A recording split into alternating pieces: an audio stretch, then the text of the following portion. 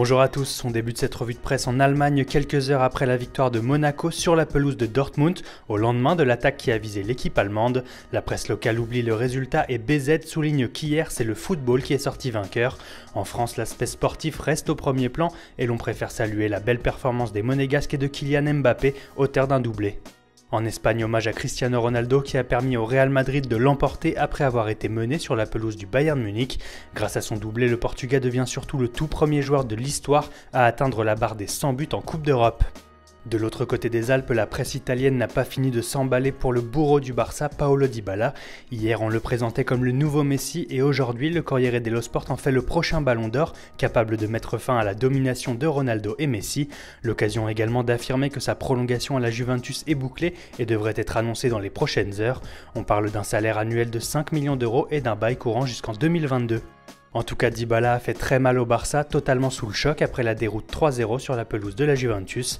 Sport annonce une grande révolution à venir dans le club catalan. De nombreux départs sont à prévoir, comme ceux de Mathieu et Mascherano. Le recrutement devrait lui se recentrer sur des stars mondiales comme Coutinho, Verratti ou Dybala justement, et la formation devrait revenir au cœur du projet Blaugrana. Enfin, le doute s'installe à nouveau sur le nom du futur entraîneur. On attendait l'actuel adjoint Juan Carlos Unzué, mais le Barça pourrait finalement jouer la carte de la rupture avec Valverde ou Oscar Garcia actuellement à Salzbourg. En Angleterre, l'heure est à la psychose avant le quart de finale d'Europa League de Manchester United. Le Sun souligne que les Red Devils s'apprêtent à braver la capitale européenne de la terreur, Bruxelles.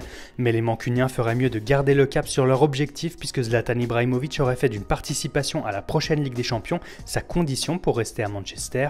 Et le moyen le plus facile d'y arriver reste encore de remporter l'Europa League. Même objectif pour Lyon qui reçoit ce soir le Beşiktaş. L'occasion de souligner cette une surréaliste de Photomac avec Valbuena et Fekir comme proie d'un aigle gigantesque. Et on termine avec une note mercato puisque les tabloïds sont en émoi après les dernières déclarations de Leonardo Bonucci. Le défenseur italien s'est dit très flatté des compliments de Guardiola qu'il considère comme le meilleur entraîneur du monde et il affirme être fan de la Première Ligue. Pour le Daily Star, c'est sûr, le joueur est en route pour Manchester City et son transfert devrait avoisiner les 70 millions d'euros. Voilà, c'est tout pour aujourd'hui. Très bonne journée à tous sur Foot Mercato et rendez-vous demain pour un nouveau tour d'horizon de la presse sportive.